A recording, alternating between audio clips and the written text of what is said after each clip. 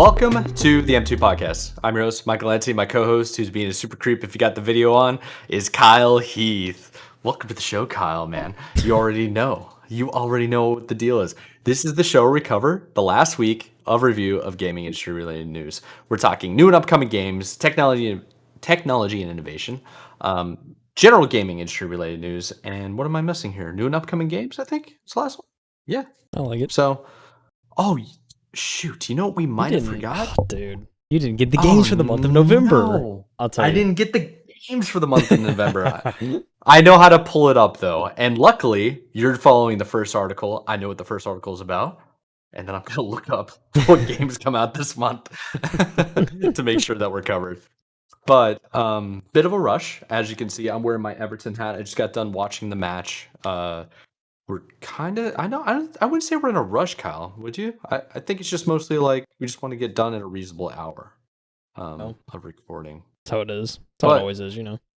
What have you been doing the last week? Have you had the opportunity to play more games? I know. Tell me you've been playing a lot of Alan Wake, right? Oh, baby. You know, I wouldn't classify it as a lot. However, my time with the game so far has been splendid. And I will be continuing, hopefully, into this weekend. Hopefully. We'll see. Got one of the boys coming to town, so you know, I don't know the schedule going to be, Mike. I'll be honest. I'm gonna try and get some in, but you know, especially going into next week too. Well, certainly, I have some time off of work, but you know, I'll be hanging with the boys. We'll see. We'll see how it goes. I don't know. We're still kind of waiting for plans, but I'm about. I guess for anyone that has played, I think I just finished chapter 2, so that kind of gives an idea. I think for some people, so it's about like. At least so far, it's been about an hour a chapter, roughly, so it's kind of like, I'm only a couple hours in, but I will say, just from the first couple hours, I'm very excited to see where this game's going to go, because, I mean, I just have to say, like, Remedy does it different, and they do it with every title, and I feel like they're one of the few AAA developers that are thinking so ridiculously outside the box for single-player games. It's hard to compete, I feel like, but it is, it's pretty crazy. I've been enjoying the game. I haven't even played as Alan Wake yet, and I'm pretty sure you do at some point. So, yeah, there's a crossover, is there not? I think so. Yeah. So, yeah, it's kind of waiting for that point. But so far, it's interesting. I think kind of the it's like the whole design of like missions, and it's really weird too, because like you have this. There's almost like the best way I could describe it is there's like essentially a room that is one of the main character's minds. That like when you're trying to solve these missions and cases within these missions, like you essentially you go to the person's mind to try and like, you know, decipher clues and try and like essentially figure out like more about the case. But it's like it's represented as the character in a room that is like filled with like case files and like all different things that could like help them solve the case. It's really strange. Like it's weird to describe. Like I know, like I see your face. It's kind of like it just doesn't make sense. But like if you played the game, it's kind of like it's different. Which I think, which you know, that something I would have probably never thought of. And I think it's like something that's like Remedy that like it just screams Remedy. And you know, and people that if they've played a lot of Remedy games, you know, they know what I'm saying. It's like it's just different. So. Very interested to see what else is this game has to offer. But yeah, I already got into the first like boss fight, and you know, it took me a few tries. It was a little difficult, which I admire. So, I know you would appreciate that. You always want to get challenged when you're playing a game, especially single player game. You know, it's like kind of makes it fun. But yeah, so yeah, I think that's definitely I'm looking forward to playing that more. But that was kind of like all I really played this week. I feel like outside of that, I was kind of just kind of spending time with the homies and watching some sports, getting into it, maybe, you know, so. It's certainly sporting season, as they would say. Yeah, it's the thing. It's like, we're at the time of year now where everything's on, so it's like, it's pulling me away a little bit, but trying to still keep into gaming when I can, so. What about you, Mike? Fair enough. Pulling into sports, bro? You pulling into games, playing some Rocket League, Dude, I actually haven't played Rocket League much at all, believe it or not. That's a game that I need to get back into because I was so close to getting to my champ rank again, and then I just stopped playing it. That's what happens to me. It's like I'll play Rocket League for a while, and I'll get like really into it, and then every now and then I take a break for whatever reason. But Rocket League is kind of like always there for me. It's kind of like a comfort food. If I feel like really stressed, I know where to go. Okay. And it's Rocket League. That's Then kind you of how play Rocket ranked. League is for me. And then you play Yeah, ranked. pretty You know? much. And then I get tilted, and then it is what it is. But like, I know what to expect, if that makes sense. Like, I go in there expecting to get kind of tilted. When I do, I just move on, or I get over it very quickly. It's like it's one and done kind of thing. It's like it's in the past, you know. Um, but overall, the games I've been playing have actually been Counter-Strike 2. I've been playing with some buddies. We've been playing the Premiere. I think it's what it's called. Very interesting game type, matchmaking system. It's a lot of fun. I've been playing a lot of ranked in there as well. I've had games where I'm just absolutely crushing it, and then other games where I'm like, dude, I'm just off it. I'm missing everything. Nothing's hitting, and I'm just getting embarrassed. So that's been taking up a bit of my time. Played Halo 2 for the first time in about a month or so last night. Absolutely destroyed everybody. I feel like I played the best in the entire lobby. It felt pretty good. Um, which is kind of weird because it's like I was getting tilted on Counter Strike because I was just doing so poorly. Switched over, didn't warm up, just plugged in my controller, jumped right in, and just started messing people up. And like I felt really good. I felt like I was having a good time. So yeah, but outside of that, man, just watching sports. I saw a movie recently. Flower like oh shoot, Killers of the it's the Flower Moon. You nearest. saw that? Oh, I saw Yes, that I too. did. I Okay, let's did. go. I saw Let's that. I go. had some. Okay. I did a dinner with a couple of my buddies, a couple of Yeah. friends, and then afterwards went out, watched the movie. It was a lot of fun. Very long though, man. It was a long Oh movie. yeah. Really good though. I will say it was really good. Made you think. A Martin Scorsese movie. Yeah. Most of them kind of make you Exactly. think. Yeah, it's a good film. So You know, and I share the sentiment. You know, I won't stay on it too long, but like, I feel like the movie could have been longer. Like there was parts that were kind of rushed. yes, So it's like one of those there things. there were definitely parts. I know exactly what you're talking about. There were definitely parts in the movie where you felt like, well, wait, how did you get from there to there? Yeah. You have to like assume it, Yeah. like that's how that happened to make the story connect. But that's kind of like how a Martin Scorsese film is when it gets that long. Yeah. I never saw The Yeah. Irishman, but that's on the Yeah, I didn't either. that's To be on the honest. watch list. I mean that 4 hour that's a commitment, dude. Yeah. Dude, I could beat all of Halo 4 in 4 hours. Less than, It's a you director. know? We need a director's cut. You Yeah, know. So exactly. the It's Schneider cut, brutal. dude. Yeah, but mostly it's been mostly sports. It's been Counter Strike. It's been Halo. Um, I got to get back on Diablo. I've heard the new season update has been really good. I've heard there's a Forbes article we're not covering tonight, but there's a Forbes article. I believe it's from the same person who said Diablo 4 is like meta changes and stuff like that were an issue economically or whatever. I mean, it's Forbes, right? But uh, he was saying he was like they made one change. The total clickbait article made one change that brought him back to playing the game again. So I'm curious. Okay. I'm like, okay, maybe I'll go back. I'll read it. I'll get a little bit more like encouraged to get back in Diablo 4. So Okay. that's right. Okay. That's basically where I stand right now I in the see. gaming sphere. I see. Well, Yes, sir. speaking of the gaming sphere, Mike. Yeah, speaking of the gaming sphere, we're talking about the Cool. most legendary brand of all of gaming, I would argue. Yeah, yeah, I'd IP agree. developer. I'd agree. Yes, sir. You got Let's see what they're working on. Video Game Chronicle, Mike. Video Games Chronicle. Tom Ivan. Easy name. You know what I'm saying? Don't get too many Yes, of sir. those. You know, it's a easy name. Sega says the development of its first super game is progressing steadily. Super game in quotes. I don't know what that means, Mike. I'll be honest. Super game. I'm assuming just like a huge title, huge IP. I don't know. Doesn't it sound kind of like a clickbait? Like, why would it be? Yeah. What makes it super? Hopefully, they go into it. Yeah, it's we'll see. The company plans to release this blockbuster title by March of 26. It is currently November of 23, so 2 years, 2.5. You know, so a little while away. But let's read on. Let's see what they say. Sega has said development of its first quote super game is progressing steadily. Announced in May of 2021, the Japanese publisher's Super Game project will span multiple AAA titles that cross over Sega's comprehensive range of technologies and go beyond the traditional framework of games, according to the company's co-chief operating officer, Shiji. I'm gonna say CG. Shiji. Shuji. I don't know. Sorry. It looks correct. I'm disrespecting this man so bad. I'm sorry. Like, Yeah, it's got to be G something. Shuji. I think that's correct. Shuji. Shuji. Yudasumi. Almost like one. Yutsumi. I don't know. Yutsumi. Right.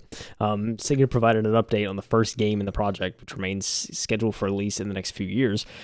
In its annual integrated report, which was published on Wednesday, quote, the entertainment content business has set a long-term goal of becoming a leading global content provider, said the Sega president.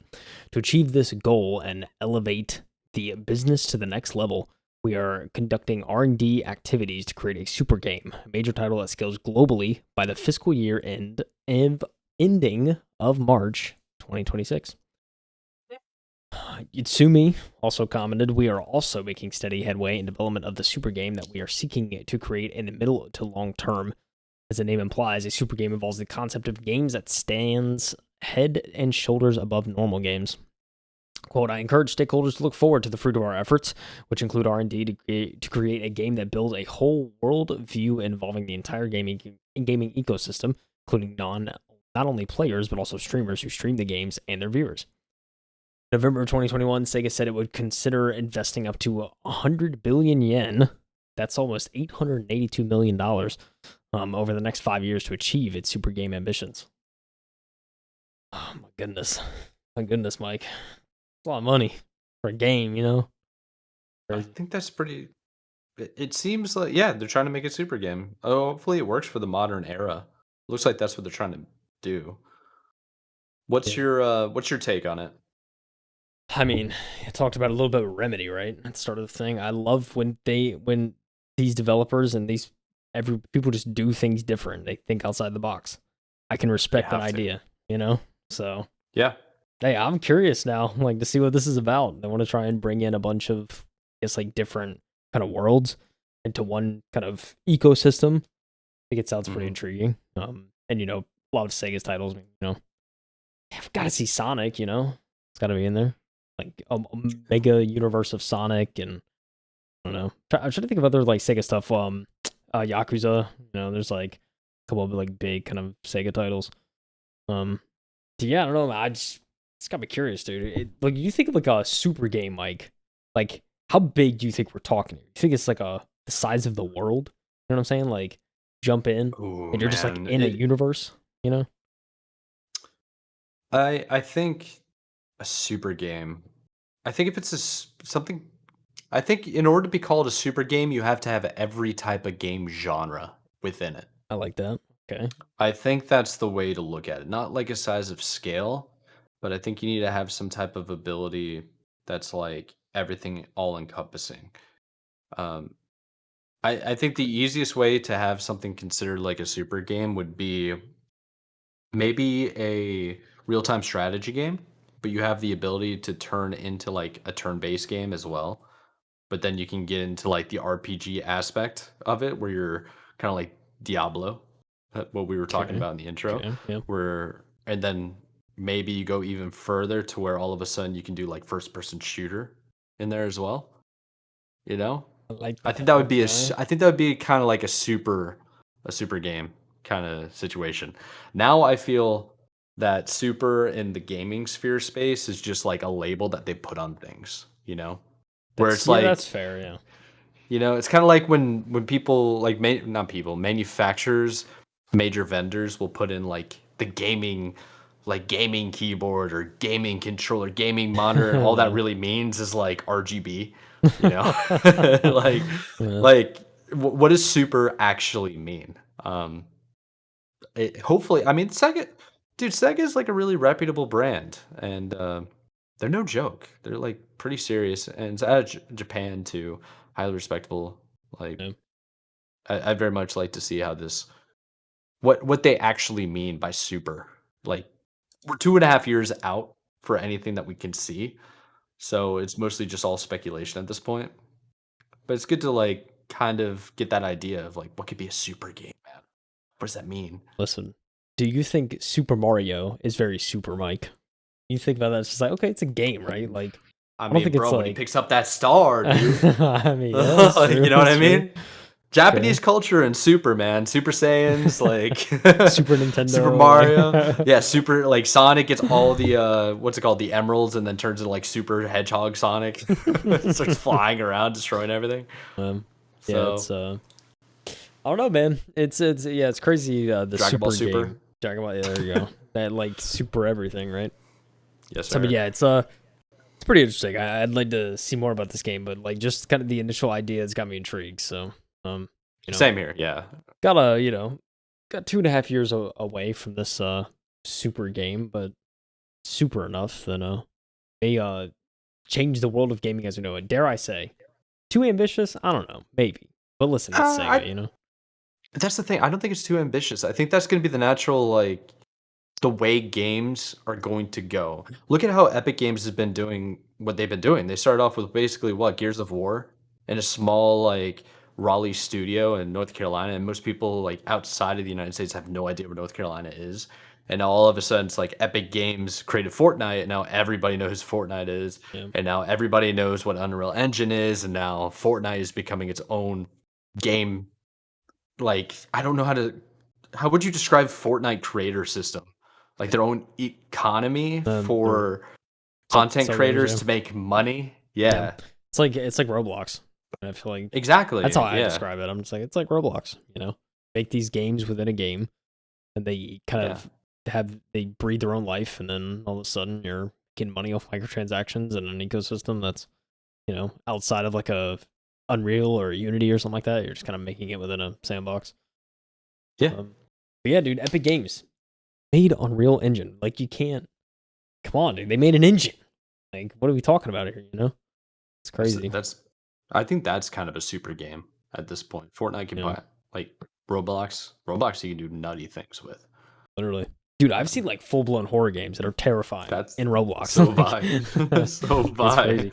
It's That's just almost a super game, but most people wouldn't think that. Like their initial reaction is like, "Oh, is that like the knockoff Minecraft? That's like a kid game." It's like, it's not, dude. no, You know not how many, really. you know how many of these kids are spending Robux, Mike? You understand? Like, Yep. there's so much Robux out there. It's crazy, dude. That's a fact. Yeah. Making livings off of that. A lot of stuff make, it's crazy, dude. And speaking of horror games, dude, we didn't even dress up last week, Mike. We let the people down. I just have to say thought, it here. dude. I thought about that I'm too. sorry. Gotta apologize. Yeah. Sorry, guys. I went into the office for Halloween and I saw people dressed up, and I didn't even dress up for the office. And I thought to myself, I was like, wait, dang, man, we dressed up last year. Did. Remember that? I mean, look, And we didn't dress up this year. I kind of give it a pass too, because right, like last week was like a very kind of it was a very heavy, hectic and heavy week. I think probably for for you and probably me. So I mean, I literally got off a flight and then less than 2.5, 3 hours we're podcasting. So it's how it, ladies and gentlemen, that's how it is some of these weeks, Yeah. So yeah, you gotta forgive us. And spent most this week recovering, but hey, whatever. Well, to make it up, we're gonna dress up as turkeys for Thanksgiving. So you heard it. Okay. Sure enough. I mean, if that's the deal, dude, I'll dress up as a turkey. I have no shame on this podcast. I don't either, dude. I just wish I had a turkey costume, Guess I'm gonna go to Spirit Halloween in the middle of November now, just to get a turkey costume. I'll look on Amazon after everything. Maybe we can find something on a deal, like $10 from like nowhere, Wisconsin or something. Dude, eBay. you gotta make it work. Thanksgiving episode is coming, ladies and gentlemen. Just let it be known. They said we gotta prepare you for Black Friday. When that Black Friday episode drops, there you go. Facts, actually. That's actually a fact. That is this month, Mike. This month. And Cyber Monday. Don't forget that. There's a lot of good deals. It's Cyber. We're getting distracted. Let's move on to the next episode. Dude. Cyber Week. You know what else is also cyber intensive?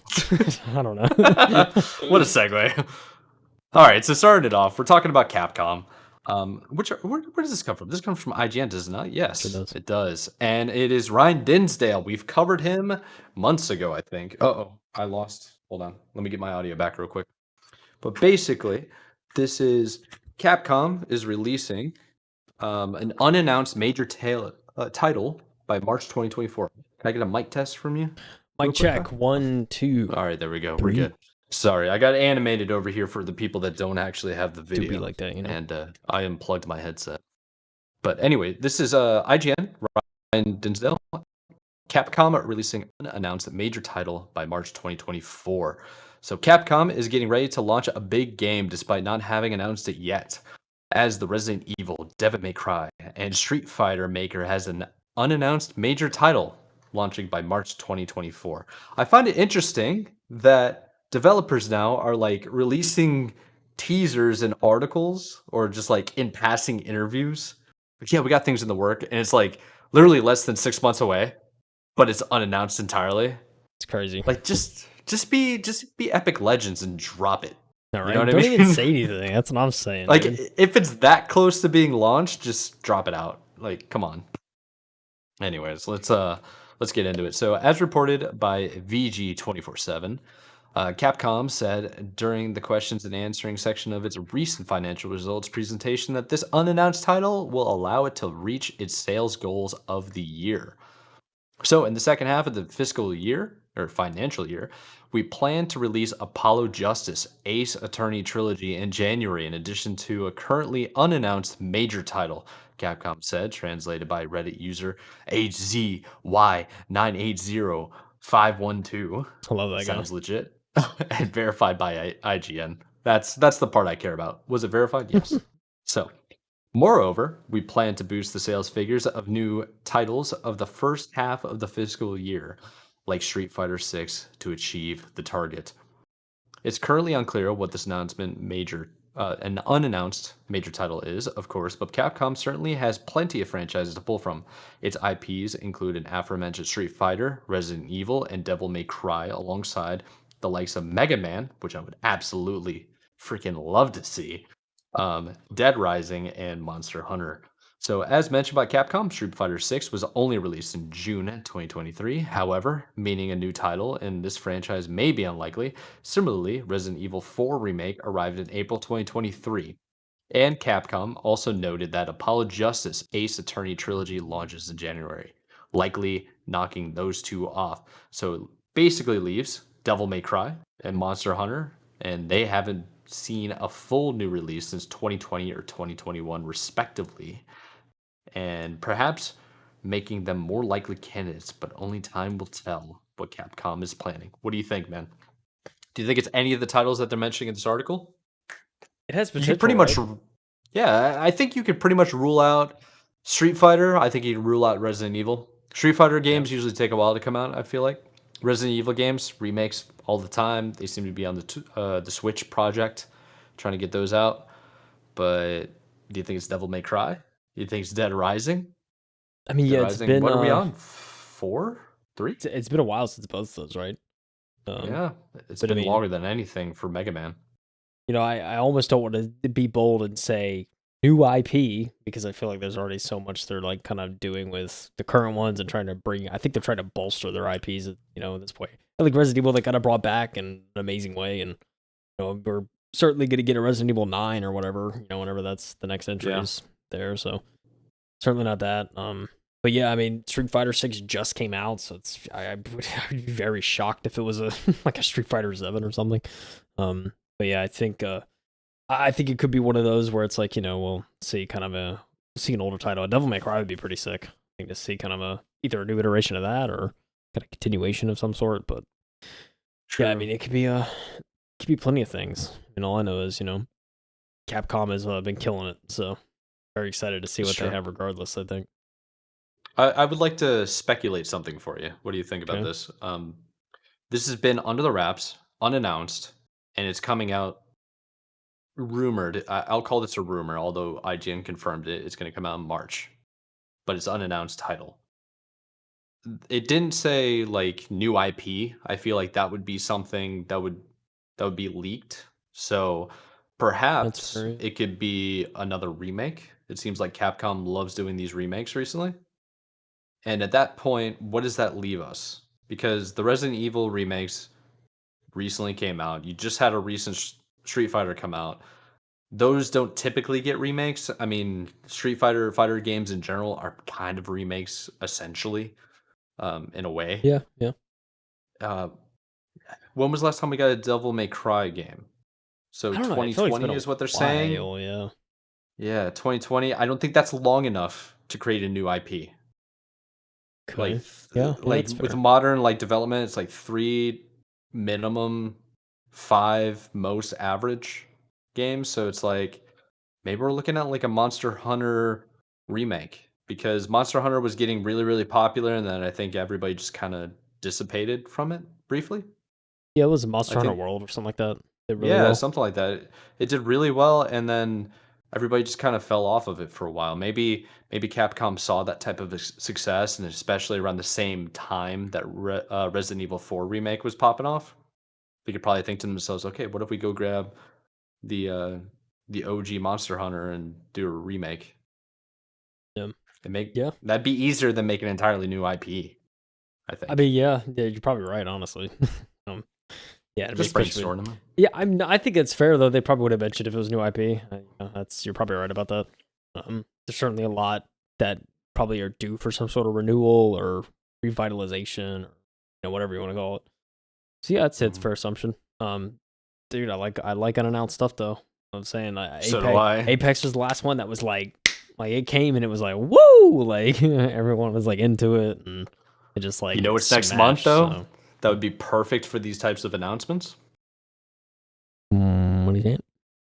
Yep, it is the Game Awards, dude. Game Awards being next Oh month, shoot, that's when it's and gonna then get this announced. that's Oh probably what's no. gonna happen. We're gonna have to wait like another month or so, and then they're gonna say, "Oh yeah, by the way, in a couple of months, early next year, when the quarterly finals, like, when does financial quarter end? Like, I think it's actually March. Something like that, yeah, I probably think it's March, like April. beginning of March, maybe end of February or something like that. Quarter four or whatever, however they do it, I I don't don't know. know. Um, but brainstorming, Yeah, we're just spitballing. But you know who's not that's all we do spitballing? here. Who's the Bungie CEO? Oh my gosh. Oh, Rebecca Valentine reporting this one at IGN. Yeah, this was Heavy rough. news. Heavy news. Yeah, it's rough to hear this, especially all the other details that have come out. But regardless, the Bungie CEO is claiming that the layoffs at the company were due to Destiny 2 underperformance. Oh my god. I read that and I was How like, was it yo. underperforming? It was like popping off for like ever. I thought it You was know, too, we were maybe the lied to. last year it was struggling. Yeah. Well, let's get into it, shall we? Rebecca Valentine Yes, sir. reports. Yeah, The let's total go. number of employees impacted is estimated to be around 100. Triple digits, Mike. Yeah, Woo! it's pretty tough. It's pretty tough out here. In an internal town hall meeting addressing a Monday round of layoffs this week that impacted multiple departments, Bungie CEO Pete Parsons allegedly told remaining employees that the company had kept, quote, the right people to continue work on Destiny 2. Speaking to multiple current and recently laid off employees, IGN has confirmed reports that Bungie took responsibility for the layoffs rather than laying them at the feet of parent company Sony. Parsons told employees that the layoffs were largely due to underperformance of Destiny 2 over the last year, as well as lower than expected pre-orders for upcoming expansion The Final Shape. IGN can now independently confirm reports that The Final Shape has been delayed to June 2024, and Marathon has been internally delayed to 2025 after having been in development since 2019. That's like kind of the caveat to the end of that Marathon thing. It's like we're delaying it another Yeah, year or two. I don't even know how much. And then probably like, like a but year it's and a been half. going on since pandemic, and I get it. Like obviously Yeah. 2020 things slowed down, I'm sure, but oh man, I know a lot of people look forward to this game. So I mean, it sucks. I mean, it's a Bungie title. The Bungie name holds a lot of weight, man. It And when sure it comes to does. Yeah. shooters, like Yeah. Destiny is a really good game. All the Halos, the original trilogy, Yep. I consider them, along with other Halo fans, to be better than 343 versions of them. Yeah. It's fair So, too. It's fair, yeah. man. Look, Anyways, employees were also told that Destiny 2 player sentiment was at an all-time low. Sources tell IGN that the issue has been flagged to leadership repeatedly for months prior to the layoffs, with employees begging for necessary changes to win back players. One former Bungie employee recalled that they were repeatedly assured following the 2022 Sony acquisition of Bungie that there would be no layoffs, and cited an item from a Sony quarterly report that claimed $1.2 billion of the $4 billion acquisition was going explicitly towards staff retention. Multiple employees confirmed that money was distributed to employees who were fully vested, while money split into multiple payments over time and varying based on discipline and seniority. Other employees also told ugh. IGN that especially frustrated with the layoffs, given the company had completed work on a brand new headquarters, more than double the size of its previous office, and likely pricey upgrade in Bellevue, Washington.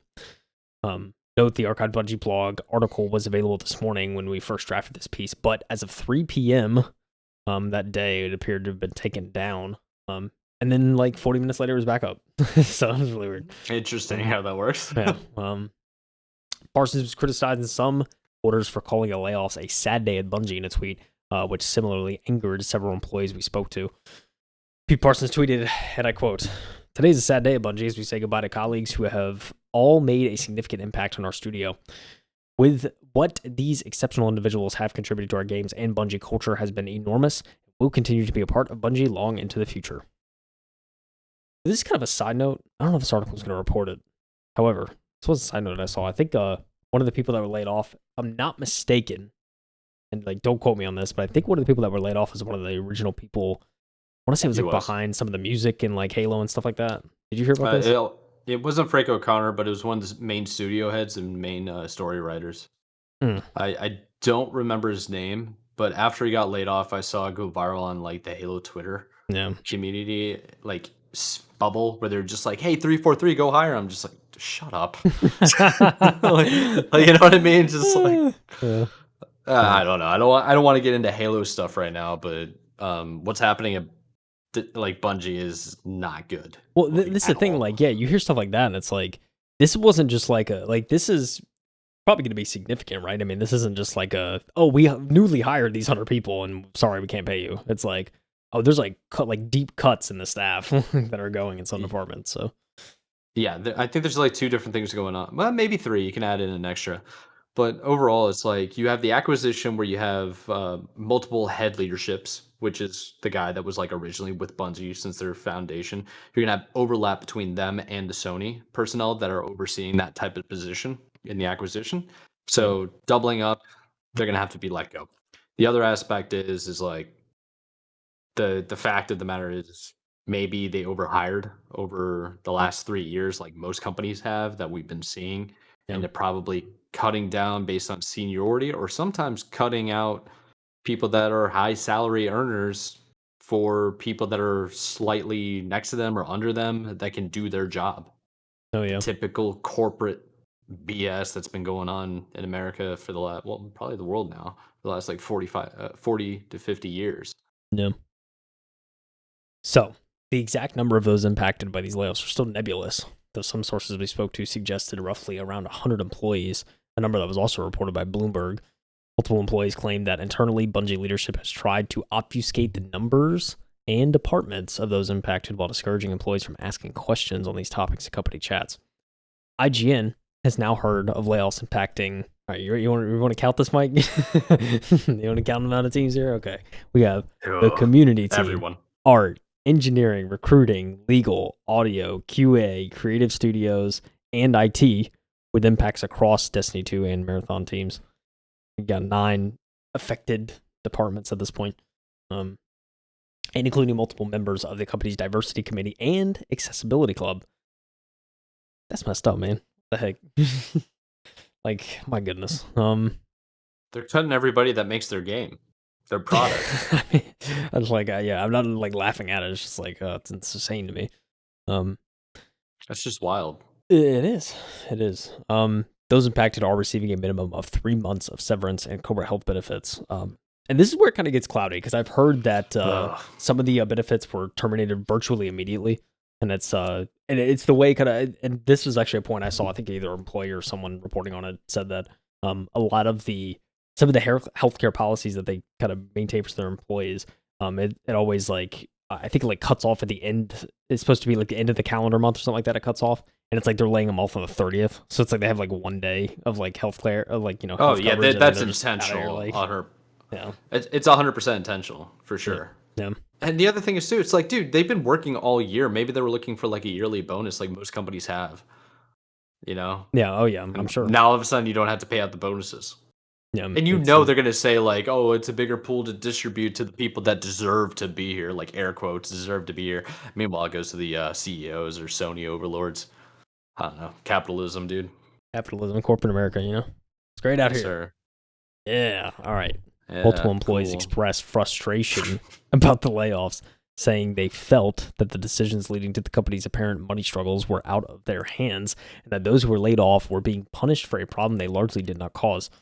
It's definitely weird being one who is laid off based on decisions and performances of people in departments you're not involved with, one impacted employee told IGN. Being deemed expendable hurts. Additionally, IGN has been told that a noticeable number of employees had been dismissed from the QA team in the weeks and months leading up to yesterday's layoffs. While the exact number is unknown, the number of departments over time were notable enough that the company's head of QA sent an email around to staff members addressing the situation. IGN has reviewed the email, which claimed the dismissals were not layoffs and not a result of cost cutting in any way, adding that if we ever did layoffs, we would be upfront about it. They also kind of show off, you want to see this nice little render mic, just nice. Here's your studio. Yeah. There you go. Is that an actual render? Is that I think it's like an art render, but oh yeah, that's fake. That's fake AF. Yeah, that looks worse than Sims. Oh yeah, it even says an artist rendering of the Bungie's new headquarters. 2021. 2021, dude. You had 2.5 years to go check that out. Why didn't you take a picture when they were there? Yeah, I don't know. I feel like it's done. I don't know. It's weird. Yeah. But yeah, just a little bit more. We'll cap it off. Employees familiar with the situation told IGN that the dismissals came alongside what felt like a growing crackdown on QA and increased job responsibilities, and multiple people being placed on performance improvement plans for seemingly minor infractions. And Mike's just like writhing right now. Dude, I'm full scale. Like I'm about to tilt on the pod right now. You can keep going. I don't want to pop off. In 2021. IGN spoke to 26 current and former employees at Bungie about a pervasive, toxic work culture at the Destiny 2 developer that, at the time, seemed to slowly be improving thanks to the ongoing efforts of employees at the ground level. However, earlier this month, which I'm assuming is October-ish, the IGN also reported on an ongoing lawsuit filed against Bungie by a former HR manager who claims he was wrongfully terminated for reporting potential racial bias in the company. IGN has reached out to Bungie for comment. And we don't have a comment. Sorry, Okay. The ending, comment, yeah. The ending is hopefully that's not true. Hopefully, wrongful termination based on somebody's race that's pretty despicable. I think. Oh yeah, I don't know anybody that would actually agree with that. I do think, man, minor infractions, performance improvement plans. Immediately taking away healthcare within less than 48 hours because you're firing them at the end of the month, some type of contracts where they have their contract workers, they don't get full benefits. You're when you have in the United States here, when you have your healthcare and your insurances tied to your employment and you fire somebody so that the companies don't have to pay anything, how do you not say that's money related, Yeah. Or getting rid of people just to make sure that Sony's new purchase ends up profitable at the end of the year, so the stockholders and the shareholders look good on the spreadsheets that they keep investing in the corporate machine. Yeah, it's dude, it hurts to see that happen. But I also think, Bungie leadership, I think from the perspective that I've always known and seen them, I think they're idiots just in general. They kind of messed up a lot with Halo. I'll be honest. Halo CE 2.3 ODST Reach, they were bug fueled mess. They were kind of stupid, and then they just tried to push out Reach as much as they could because they're under contract with Microsoft, and they're like, we got to get the hell out of here. And then they leave Microsoft, and they're like, we want to be an independent studio. And then 3 months later, they're under Activision Blizzard. And then they're like, we got to get under Activision Blizzard to become an independent studio. And then all of a sudden, now they're under Sony. Same exact situation, going from jump to jump to jump. And I don't know, man. It's just, I feel like maybe the leadership's a little bit lost. So, yeah. And I think Sony's putting the hammer down. It's all because Destiny 2 underperformed, Mike. I don't know what to tell you. Dude, it's a game from 2017 underperforming? Are you serious? We have a consistent player base serious? Here. We have a consistent player base here. The game is 6 years old, and you're working on a new IP called Marathon that the trailer came out.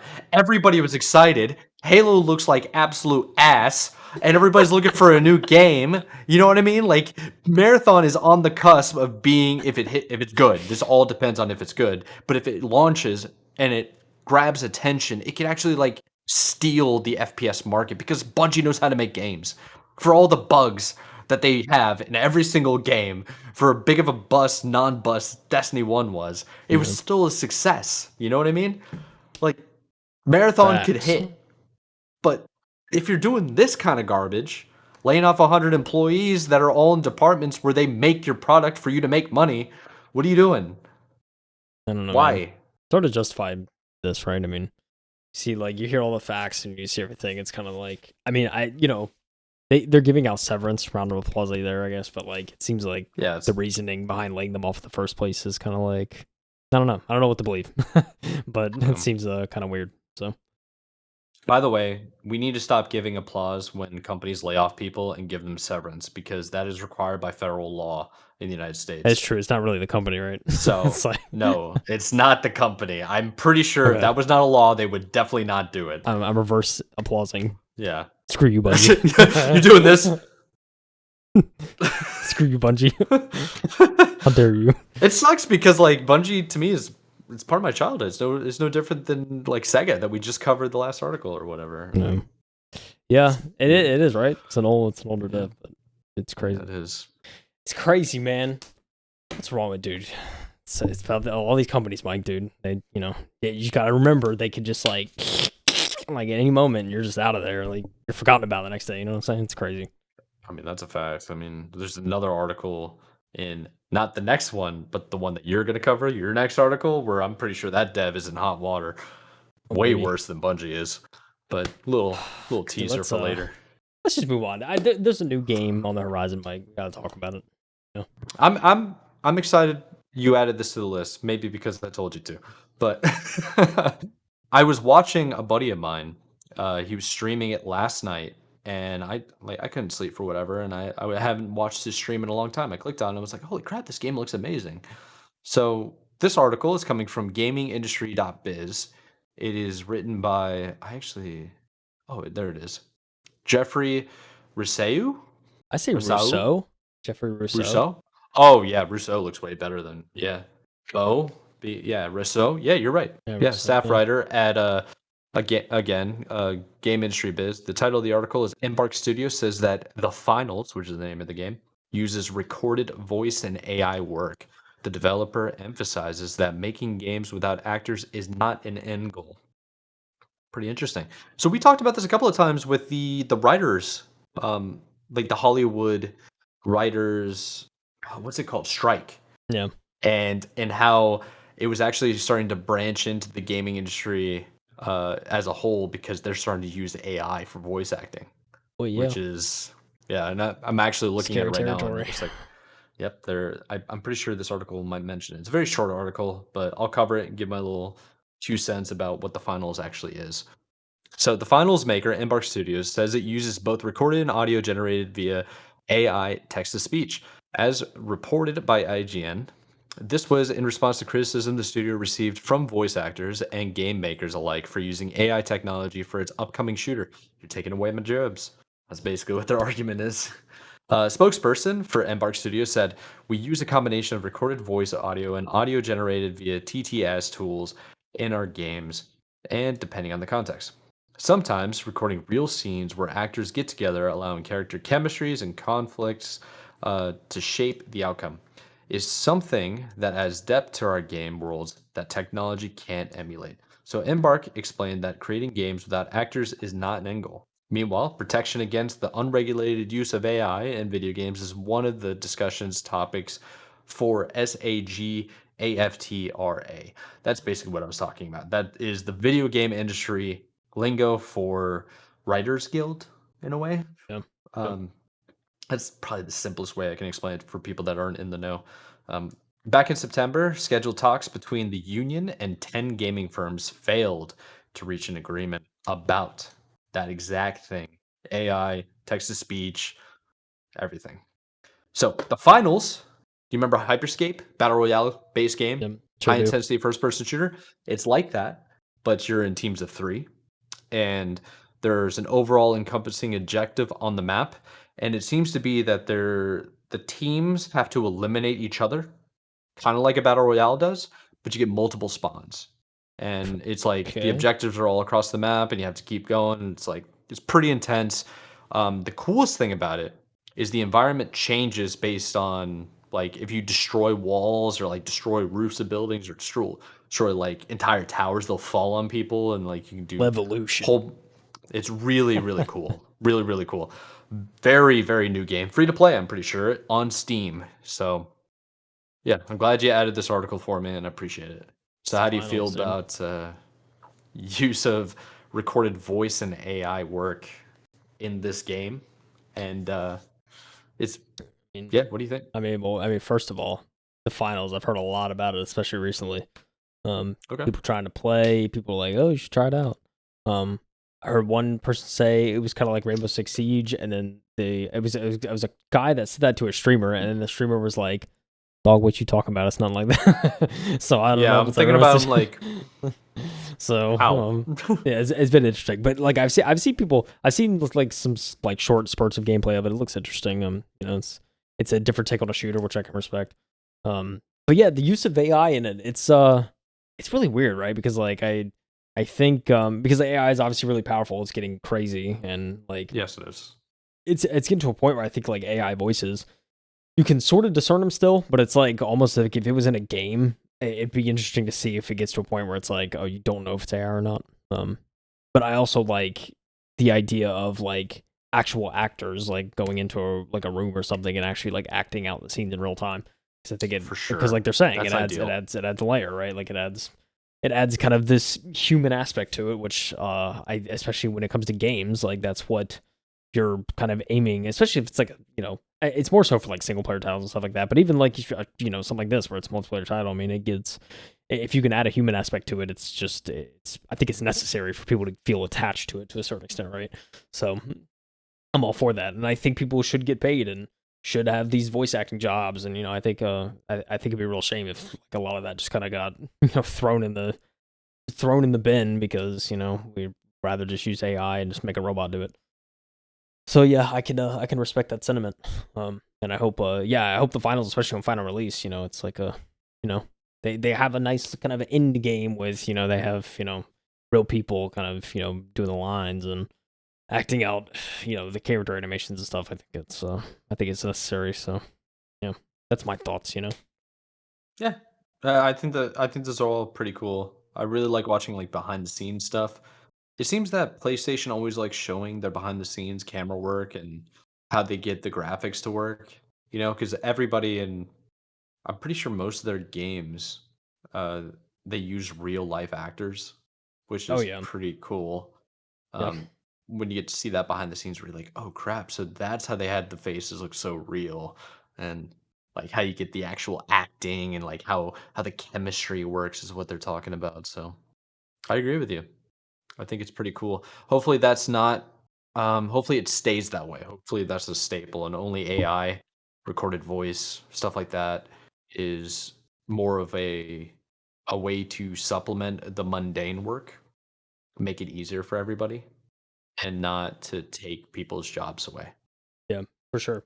I think I mean like I think there's place for AI. Like if you're trying to do like like we talked about on previous episodes, it's like there's some cases where AI can be used to do kind of more ancillary like art related stuff, whether it's like generating these giant scales or kind of adding slight like alterations to a certain terrain so that it could be easier to just kind of mass produce and stuff like that. I think Yeah. that could be really interesting for AI. But yeah, I don't know. Give me human voices. You know what I'm saying, Mike? Yes, sir. Yeah. I agree with that. Should we talk about it, dude? I guess so, man. We gotta basically this is more what do you think? I feel like every episode we talk about Ubisoft in the last probably couple of months, and every time more and more of like my prediction of things are getting really bad for them Yeah, a keeps showing. little bit. Like more and more red flags keep coming out. But Um, fill the people in. so this is coming from Nicole Carpenter over at Polygon. We haven't covered a Polygon article in a minute, We really haven't. No, a you're while. right. Ubisoft is shuttering online services for 10 games. You got Trials Evolution in there. You got Ghost Recon. Let's get into it. There's a decent amount. So Yeah. Ubisoft will shut down its online services for 10 games in January. The company announced Tuesday. Trials Evolution, Ghost Recon Future Soldier, Splinter Cell Conviction, and several Assassin's Creed games won't have access to multiplayer features. Quote, decommissioning the online services for older games is something we do not take lightly. However, it is also a necessity as the technology behind these services becomes outdated. Ubisoft representative wrote on a company website. Without online services, players won't be able to play multiplayer, link Ubisoft accounts, or use other online features. Similarly, there are no more Ubisoft Connect rewards, which are loyalty points that can be used for in-game rewards on Ubisoft Store discounts. Or the discounts, right? Here's the full list of games. You ready for this, Mike? Oh, buddy. All right. It's going to hurt somebody. Brace. Assassin's Creed 2 on Xbox 360. Dang. 360, it is old. All right, I'll say that. It's an old console, right? It is. It is. All right. This one probably won't hit a big market, but Assassin's Creed Brotherhood on the Mac, Mike. Who games on a Mac? We said it before, I don't want to attack the Mac users. We got people that listen to us on iPhones, man. I mean, iPhones are different, though. I got an iPhone, but I use a PC. Anyway.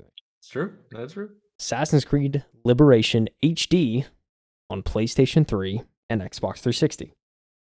Okay, older Assassin's Creed title, probably not as widely played anyway. I can respect it. True. Assassin's Creed Revelations on Windows PC. For some reason, whoever typed this, maybe Nicole, put the W and the I in Windows capital, which is really weird. It's kind of throwing me off. Yes. That's a typo. I didn't even notice until you said that. Assassin's Creed Revelations on Windows PC. Okay, Assassin's Creed. I think I played a little bit of Revelations. It was interesting. I think it was like years ago I did, but Ghost Recon Future Soldier on PC. Not the Ghost Recon, Mike. You know what I'm saying?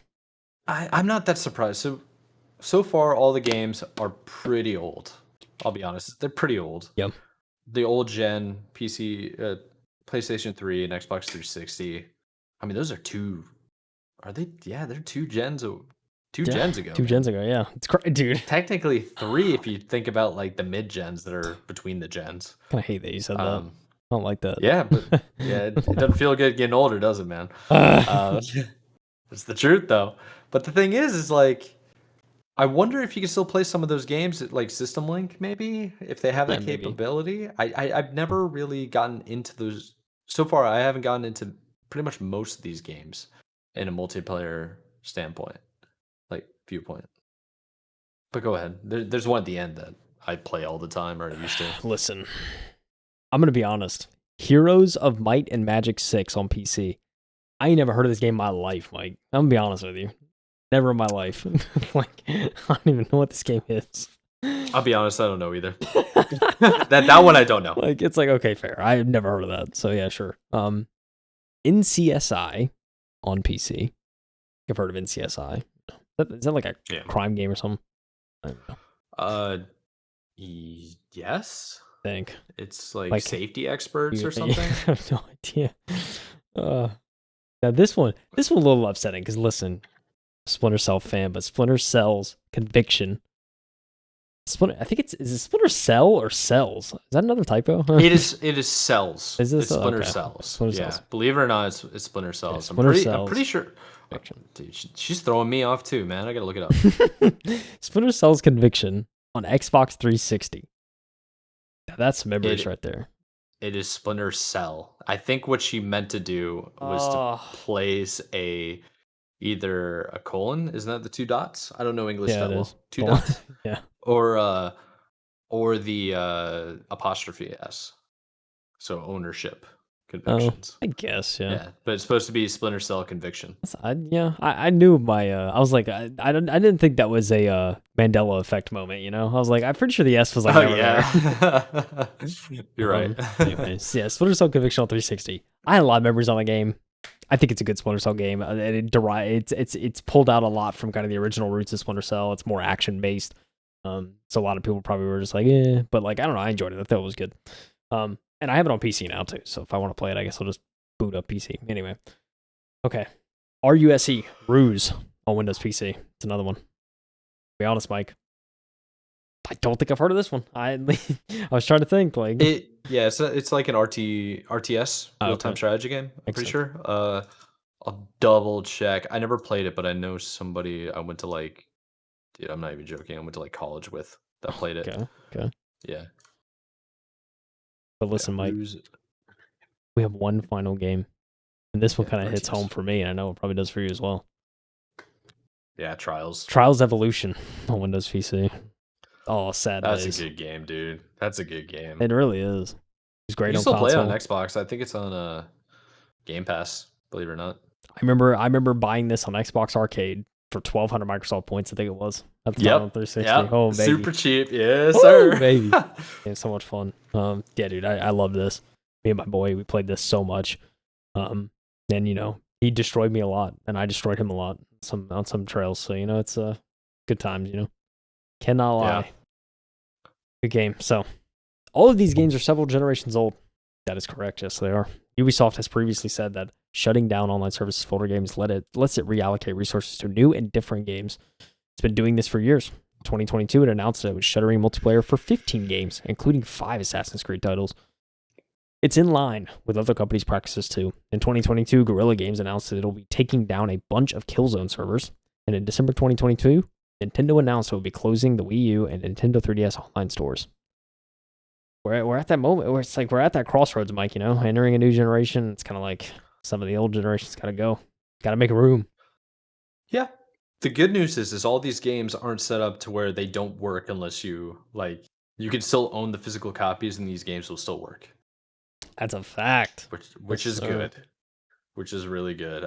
I'm curious though I've talked about it a couple of times in the pod. Maybe there's a couple of new listeners today. X-Link, Xbox Connect, stuff like that, where you can actually do peer-to-peer connections and kind of spoof your LAN party abilities so you can play these older generation games without the server still existing. Yeah. Hopefully they get some support for it. I've talked a couple of times about how the Wii U has support for it. Or no, Right. 3DS? One of them does. You can spoof it, is what I'm talking about. Definitely the 360, for sure. And the rest of these are on PC or can't really help you with the PlayStation 3, I don't think. Look, But yeah, if we could spoof it, I think that'd be pretty sick, right? And yeah, so I'm it's sure not. people figure it out if they're not able to. So The problem is with games this old, how many people are actually still playing it? I play Halo 2. That game's close to 20 years old, it feels like. And there's a community of 100, maybe, of English speakers. And then, no, seriously, because that yeah. kind of matters if, from a cultural, community standpoint, if you can communicate with one another. Yeah. Like a I'd say it's pretty regional important, lock in a Yeah. way. Yeah. So it's not a worldwide game anymore. Very unique. And I feel like these games are about the same. Yeah. It's probably a fair I assumption, kind of honestly. digress here. Yeah. Yeah. How do you feel, Oh, man? yeah. Do you feel like this is a good idea for Ubisoft? To me personally, I feel like this is Ubisoft. What it says is reallocating resources to a new and different games makes the most sense. We've been seeing the red flags nonstop. I feel like these kind of games, though, why are you taking the servers down? Are you really is it using that much space? Do you really need that space, bro? They need it? That much space to have 12 people play Assassin's Creed 2 online? I'm about to press Yeah. Ubisoft. I say we should. Yeah. Press them. Listen, yeah, I don't know. Yeah, it's who knows? There's other people doing their server shutdowns too. I guess I get it, but it just sucks to see. It does. As you age, the servers die. It's rough out here. It's true. Oh, man. Their major excuse was saying that decommissioning the online services for older games is something we do not take lightly. It's a necessity as the technology behind these services are outdated. I'm sure that has a lot to do with IT risk as well. I would imagine if you leave the servers open dude, these games are close to 10, probably 15 years old, some of them. Yep. Getting up there in age, and if you're running how well does the firewall work, You running Windows 2009 on these? What are we doing here? Oh jeez. Yeah, it's XP out there? Yeah, it can be bad. No, it's definitely a security risk, and as these server manufacturers and these operating systems start to shut down support, you kind of have to either migrate or kill it. So it's kind of how it is, I think, for any server maintenance and anything like that. So yeah, I can understand it. I'm sure that's probably why. So, Ubisoft, just release a Star Wars game. We got to see what you're about. That's kind of the next thing. I was that'll show us what you're about. You know what I'm saying? It has to hit. Yeah, dude. You know what else just isn't hitting anymore for a lot of Xbox users, dude? I'm actually really excited to talk about this one. I'm thankful you gave this one to me. Appreciate you at the Look, end of the article you too, man. are the expert in controllers. Not only controllers, but potential cheating hardware that people could be using. So I hand it to you. I'm the expert out of the two of us. I am not the expert as a whole, okay? Let's establish that now. But what we're basically talking about, and we've covered several times on this pod, is cheating hardware devices. Cronus Zen, the Zim. There's a bunch of other hardware spoof devices where there are people manipulating and cheating in the games, basically. So this article, Tom Warren, who we cover pretty much every single week at The Verge, you know, he covers It's everything. the He's dude. basic. He's the main senior editor covering Microsoft PC gaming console and tech. He's that guy. Been there forever, over 10 years, you know. So the title of the article is Microsoft starts blocking, in quotes, unauthorized Xbox controllers and accessories. The third party Xbox controller ban might affect unofficial adapters and cheat devices like Cronus Zen. You know what's sad is that the Cronus Zen was not originally a cheating device. I'd believe it. They had good intentions and then it got exposed as a way to cheat. Oh man, you So let's not slander them. I'm not saying know. buy it. Because if you buy it, I'm going to call you kind of a rat. But whatever. Anyways, let's get into it. So, Microsoft is starting to block unauthorized Xbox controllers and accessories from being used on Xbox consoles. Recetera posters spotted a warning about the block last week, with some third-party Xbox controllers now throwing up a connected accessory is not authorized warning when connected to the Xbox console. It's unclear if Microsoft is trying to target cheat devices or whether the Xbox maker is trying to push its official partner program. I think it's both. I Yeah, really it's do. fair.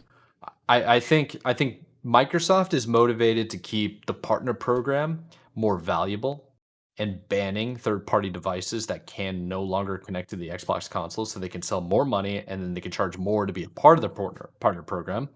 But I feel like they're being pushed by the developers under their studios to make it difficult to have cheating devices. Yeah. Not So I think only it's a win-win situation. I think it is too, and like not only that, like you want, like you don't want to have to. The thing is, like you wanna know, and like developers want to know what they're making games on and for, and what people are using to play their games. So I Yes. mean, I think it also kind of helps lure down the what we're allowed to what you're allowed to use on their games kind of thing. So I think it's good. Yeah, I mean, Yeah. I think it's win-win. And also one more thing, one correction. I think it's Reset Era. I think is the name of that blog. So just kind of future reference. It's like one word, I which said makes it re- weird. You said I said Recetera, I think. Recetera. I think it's Recetera, yeah. Reset Era. I think that's how you say it. But anyway, that's my one You're correction. right. You're right. Yeah, you're correct. I clicked on the website. Yeah, Reset is in one color, era yeah, is in the other. yeah, Reset So Era. reset era. Thank you for correcting me. Come. All right, let's continue on. I'm not gonna read hexadecimal for you. That's about to show up in a little bit. All right. I'm just gonna say hex code. An error has now started appearing for some third party Xbox controllers, alongside a warning that notes the accessory will be blocked from further use after 2 weeks. From the moment you connect an unauthorized accessory and receive error code, hexadecimal code, you'll have 2 weeks to use the accessory, after which time it will then be blocked from use with the console, says the Microsoft in a support note says Microsoft in its support note. At that time, you'll receive an error code, and we encourage you to contact the store or manufacturer where you obtain the accessory to get help for returning it. So it basically Ooh, nukes that device. I like that. it literally does. I love how it's like a timetable. Like it's like, all right, you got 2 weeks. Figure it out. Yeah, yeah. 2 weeks. Figure it out. Get your max rank. Cheat all you want. Go buy another device. Clowns. All right, so third-party Xbox controllers that are part of the designed for Xbox label, which is the hardware partner program, are unaffected. But any that haven't been officially authorized by Microsoft run the risk of generating this error and being blocked for use. This might also block. This is also a might, by the way. No confirmed yet. Might. This might also block third-party cheat devices like Zim, Cronus Zen, and RaySnow S1 from working on an Xbox console. I'm going to do my quick breakdown for people that don't know what the heck that is. A Zim, a Cronus Zen, and a RaySnow S1 are devices that were originally used. They're hardware devices. So you plug it into your console, and then you have USB outputs. And the idea is that you can plug in, let's say it's for your Xbox. You can use these on all consoles. You could use it for, but for this example, you plug it into your Xbox Series X, but you're used to a PlayStation 5 controller. You'd hardwire the PlayStation 5 to a Cronus Zen and the Cronus Zen to the Xbox, and it would spoof the inputs to make it seem as though it's an Xbox controller. And that is what it was intentionally used for. The problem is that the hardware is programmable and it's undetectable cheat software, undetectable by cheat software. So people started creating scripts, and basically the manufacturers of these devices realized that's a huge market that they didn't know they were serving. Maybe Ray Snow S1 realized that when they were making it, and that's what they intended, but Zim and Cronus, not so much. And they basically went that route. And now you can download aim hacks, soft aim assist, no recoil, crap like that. Upload it. You're good. You Dude, see it every crazy. single time you play COD, every time you play Rainbow Six Siege, Destiny 2. Shit, man, it's in pretty much every game. It's terrible. Literally. Dude, I don't. The one I recognize the most is Zim, because like I feel like that's been around for over a decade at this point. Like that little device. It's been around for quite a while. Like, yeah, it's transformed a lot, I think. So that's the one because like, oh, you want to use keyboard and mouse on console? Boom, Zim. Like that's what I remember. Like people would use it for. So. Yeah. By the way, that is cheating. That's a massive advantage in a lot of games. Yeah, I would not recommend it if you want to play fair, but you know, just me. But even then, you have the polling rate on the mouse and keyboard that doesn't match what you should have on PC, so you have to get used to that input delay and lag, and it feels terrible. So it's like, whatever. You're more accurate, but it's more delayed. It's a weird balancing act. Let's continue on with the article. So these adapters are commonly used on PC to spoof controller inputs. So mouse and keyboard users can get the benefits of aim assist and reduce recoil from controller mix with the benefits of movement from mouse and keyboard. Activision, Bungie, and Ubisoft have all been trying to block these hardware spoofing devices with restrictions and bans in Call of Duty, Destiny 2, and Rainbow Six Siege. So Cronus devices have been growing in popularity on console, and Microsoft's block will likely affect some of these unauthorized adapters. Brook Gaming with manufacturers Brook Gaming, which manufactures an adapter that supports PlayStation controllers on Xbox, says its device is affected by Microsoft's block. In a post on Twitter or X, Brook Gaming warns of functional disruptions in the near future for a variety of its products, including fighting board, controller adapter, and steering wheel adapter. It's a casualty in the war against hackers, basically. Sure is. Against rats. Sorry. You know what, dude? But change your business model. If you can't beat them, join them. Maybe contact Xbox. You know what I'm saying? Honestly, that's what you should do. Man. Proprietary stuff, though. Okay, so we only have two and a half more paragraphs here. So Microsoft block could adversely affect the fighting game community, though. This is essentially a death sentence for local fighting game events that run on Xbox, much less others that can only afford one arcade stick. I didn't even think about that, but it's true. Yeah. So, Maximilian Dude, the biggest fighting game channel on YouTube. The Brook Gaming converters are not cheating devices. They're a huge boon to the fighting game community. Please reconsider. Please reconsider changing your business model, baby. You know what I'm saying? I'm just kidding. I feel like that's a need that Xbox or any other third-party official manufacturer should address. Oh yeah, that's how I am. Most third-party Xbox controllers are wired, as Microsoft hasn't typically licensed Xbox wireless protocol to other vendors. PowerA launched the first official licensed third-party wireless controller for Xbox consoles earlier this year, and Microsoft Central speculates Microsoft's latest ban could be related to the company working to expand approval for third-party wireless Xbox controllers. That's a good point. It really is. Yeah. But I got to be honest with you. Have you had a PowerA controller? I think I have used one before. Yeah. They're worth what you pay for, in my Oh yeah. opinion. Yep.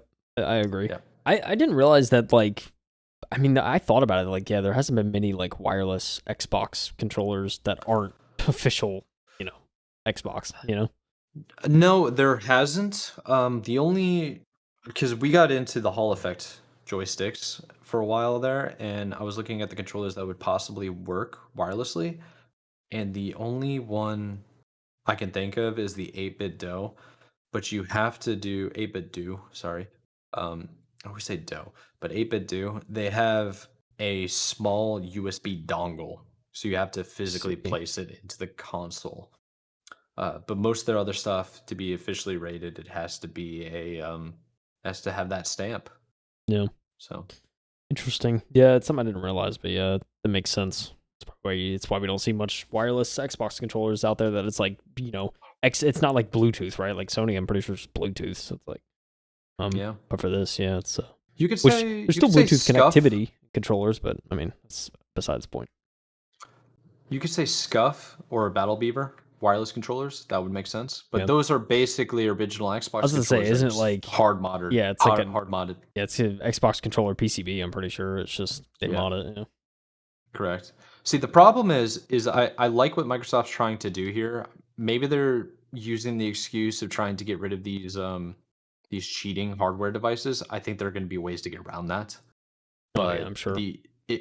this can't be solely an anti-cheat measure. I think the anti-cheat measure is going to have to be provided by the developers putting in an anti-cheat software that oversees like the AI stuff that we followed, where they can create a profile of who you are to basically confirm that you're human and you're using no technology to help you aim Yeah. or any other type of decision making. It's like physically impossible for you to do unless you're like the 0.001% athlete who has that type of reaction time, Yeah, I and mean, yeah. accuracy. Like at that point, you should just be in the Guinness World Records book. Um, Yeah. yeah, but that's basically where I'm at. I think this is a good thing. I think these devices had good intentions. You can argue that they had good intentions to begin with, but now, dude, it's gone too far. It's I ridiculous. mean, You know. reports coming out that like 40% of people that play first-person shooters are cheating. Yeah, it's insane. Yeah, It should be and 0. they're These rats, man. yeah. Saying. Dude, you know what's crazy? That number's so high that there is almost guaranteed somebody that watches this little segment, because we're gonna make a segment now, or listens to our podcast episode, is cheating in a shooter. And I gotta tell you, How you're a dare you? rat. You're a rat, dude. You're a rat. Real rat behavior. You understand me? As you zoom in. Crazy. Wild out here. Yeah, dude. I look. Yeah, like I certainly think like stopping cheaters is certainly kind of the positive out of this. But yeah, I mean, I'm sure there's definitely like money implications as well. Obviously, like Yeah, I think so. they're gonna probably surely make more money off of companies trying to get licensing and distribution and stuff like that. So it's that's in it as well. But I mean, if we stop some hackers too, hey, us here at the M2 podcast are all for killing the rats. So here we are. It's a fact, though. Uh, yeah, there's not much really to say when it comes to these articles. I think I gave my 2 cents on this last one. I think I did too. Yeah, there's not really much for Yeah. articles. I mean, that's pretty much it for articles, Mike. Yeah, but you know what's not it? Did Is you did I you did you get it actually together? I got it. I got it. I got Oh, this at the guy's start of amazing. the episode, ladies and gentlemen, I did not have all the new games that were coming out for the month of November. There's not a whole lot. I gotta be honest with you. There's gonna be some names that you're not gonna know, but that's okay. We're gonna try to breeze through it because we're kind of past our normal time. Actually, no, I'm lying. Yeah, we're right on time We're in doing terms pretty of like good. our average. Yeah, covered a lot of articles so far. But before we get into the games that are releasing in November, if you guys want to check out any of the articles that took your interest, we do have the links in the description below, so check those out. But let's get into this.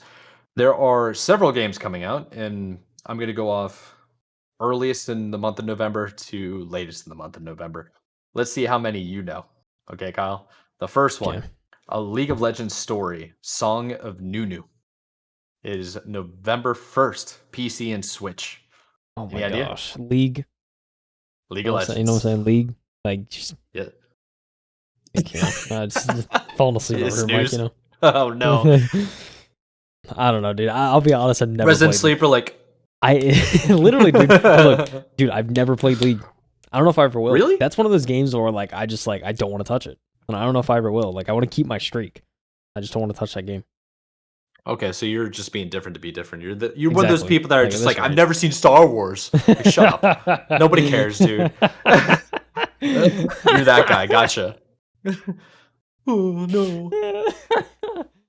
Yeah, dude. That's 100% what you are. All right, so let's move on before I start roasting you too hard.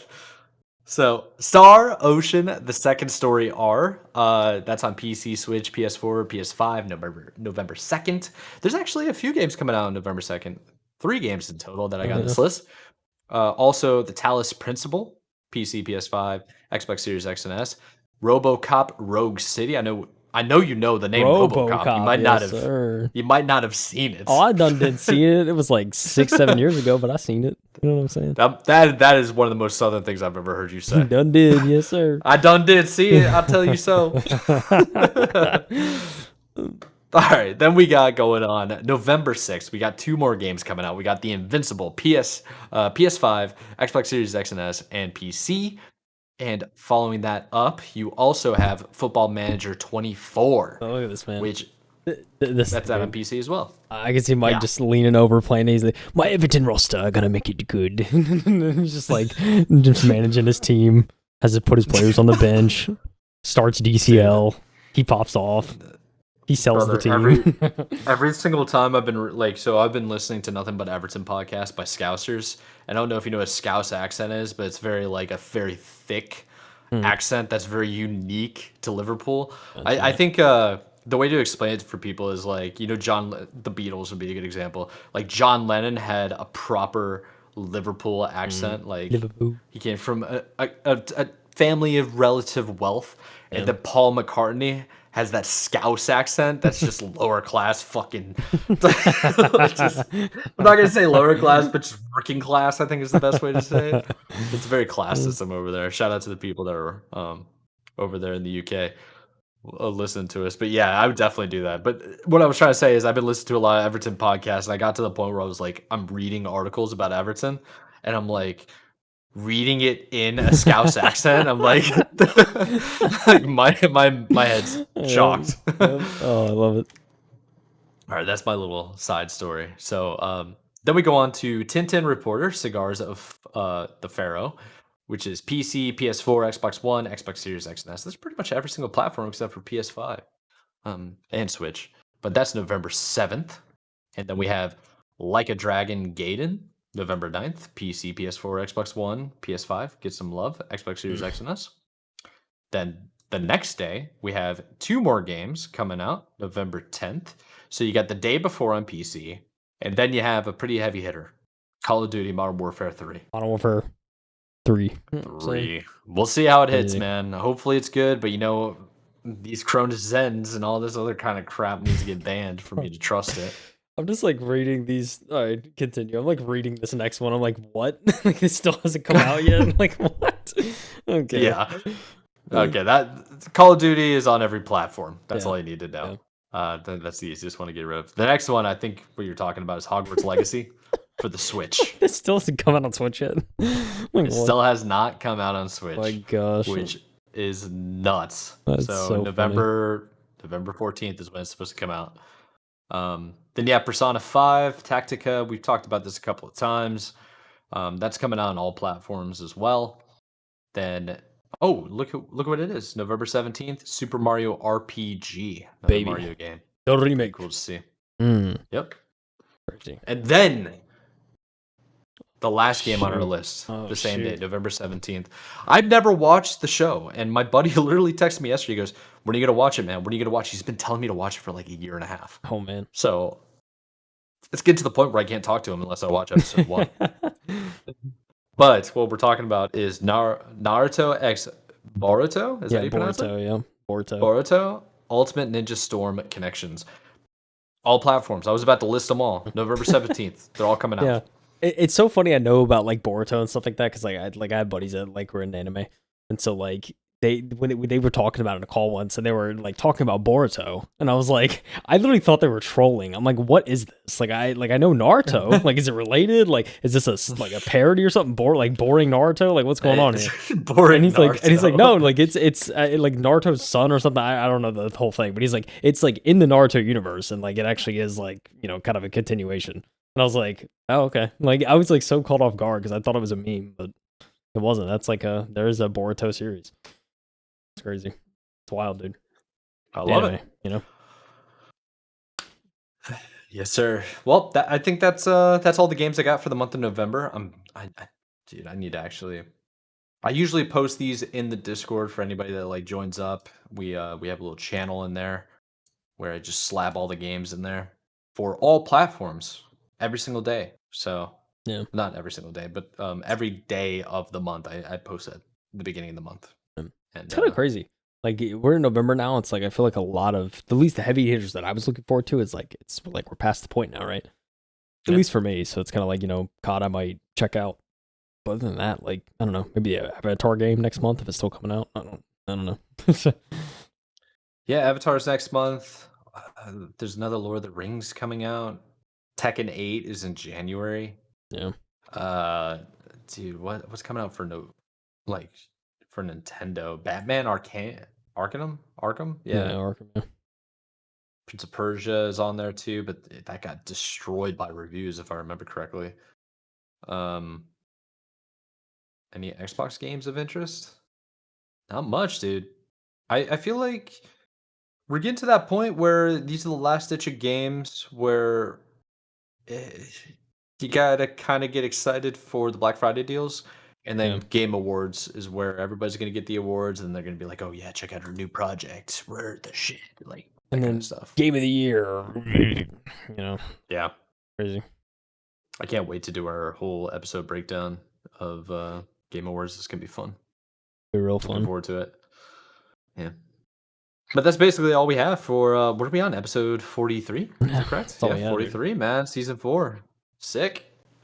We got much left, Mike. You got a month and a half, you know? Gotta embrace every week, you know? That's a fact, dude. Just gotta embrace it. I gotta embrace my dog in a little bit. He's all laying over there, Well, all sleepy. I didn't see him all day. So dang. Spend time with the dog, Mike, all right? I'm about to. I'm about to spend some time with my dog, and then I'm probably gonna load up a game, put on a little podcast action, and then kind of vibe, you know, for the rest of the night. What about you? Oh, you know, I hop on Alan Wake too after I get the pod ready and scheduled. yeah. You know, who knows, dude? Who knows where the night Heck takes yeah. me? I think Hornets might be playing. Maybe I'll catch the tail end of that game. I don't know. Really? You know. Wow. The Probably Canes getting are annihilated, talented. you know, so. You never know. Did they won their first game, so that was pretty sick. Yeah. Pretty sick. I think lost to the Pistons, you know, I don't know how to feel, you know. I will tell you the score right now, but do you want to hear it? Yeah, you know what, tell me. They're playing the Rockets, Houston Rockets. It is 35-49. So it's All right, I guess I'm playing Alan Wake. that's a fact. Oh man. All right, let's remind the people we have all the links in the description below. All the timestamps are available for you too. We have I don't know, social medias down there too, and everywhere you can listen to the podcast or watch us, also down there. Mostly video content is on YouTube and Spotify video, and audio is on literally every platform you can think of. So yeah, you got anything, Kyle, or we send them out? I send them out. I ain't got nothing else, you know. All right, fair. Thank you guys for listening. This has been the M2 podcast. I'm Mike Lanty. Kyle Heath over there. We appreciate you guys, and we'll see you next week. Take it easy. Bye, everyone. See ya!